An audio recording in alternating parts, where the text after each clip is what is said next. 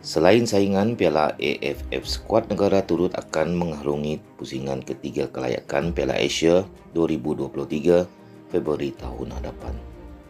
Jadual skuad Harimau Melaya nampaknya cukup sibuk dan tiada istilah rehat sehingga hujung tahun ini buat pemain negara.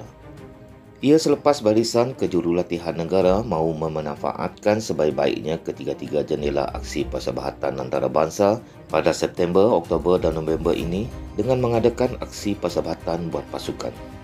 Tiga jendela itu akan digunakan sepenuhnya untuk memperbaiki segala kelemahan yang berjaya dihidu ketika kempen kelayakan Piala Dunia 2022, Piala Asia 2023 yang berlangsung di Emirat Arab Bersatu. Pihak pengurusan sudah berbincang untuk mengadakan perlawanan atau aksi persahabatan diadakan dalam ketiga-tiga jendela aksi FIFA. Lagipun ketika itu Liga Super berhenti rehat, Harimau Melaya boleh gunakan masa itu untuk mengadakan latihan dan perlawanan.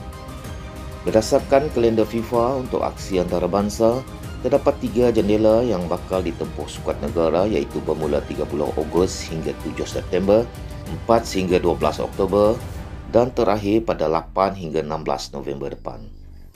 Selepas itu memasuki bulan Disember pula, skuad Kandilian Cheng Ho akan menyertai kempen Piala AFF yang dijadualkan berlangsung selama sebulan selepas ia ditangguhkan sebanyak 2 kali iaitu tahun lalu dan April lalu ekoran pandemik COVID-19.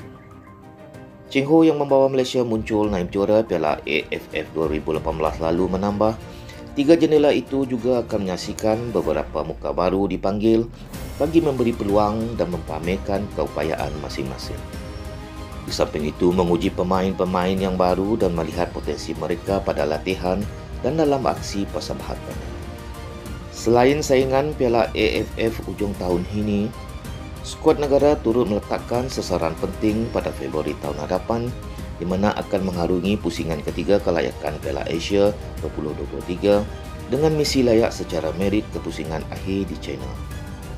Keputusan yang diraih skuad negara di UAE dengan menamatkan saingan kumpulan G di tangga ketiga harus dilihat dari pelbagai sudut termasuk ketiadaan latihan pusat selama hampir 2 tahun. Skuad negara tidak berlatih bersama sejak November 2019 sebelum kembali dikumpulkan pada tahun ini bagi mengarungi kelayakan yang berlangsung bulan lalu. Bukan alasan tetapi boleh dilihat dari segi perbezaan 2019 dan selepas 2 tahun tidak berlatih dan kembali bermain di kelayakan. Secara keseluruhan, Harimau Melaya nampak baik di UAE. Tapi selepas lama tidak beraksi di peringkat antarabangsa, mungkin beberapa keserasian itu sedikit hilang. Harimau Melaya perlu teruskan latihan dan perlawanan aksi persahabatan untuk memastikan momentum pasukan. Apapun, Harimau Melaya kena fokus dan perlu buat latihan pada jendela FIFA untuk pastikan pemain bersedia apabila bertanding nanti.